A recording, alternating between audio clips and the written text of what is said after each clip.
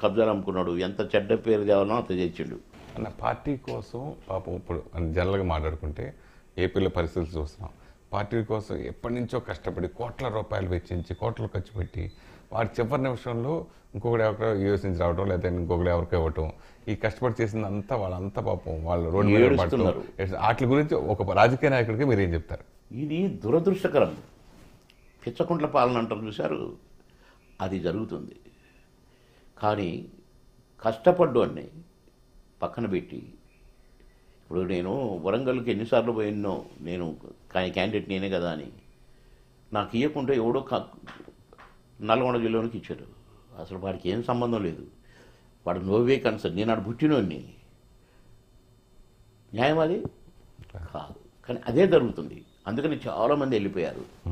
ఇక్కడ ఈ భూమి మీద ఈ తెలంగాణలో ఈ వెధవల వల్ల పార్టీ పెరగదు, పార్టీ గెలవదు.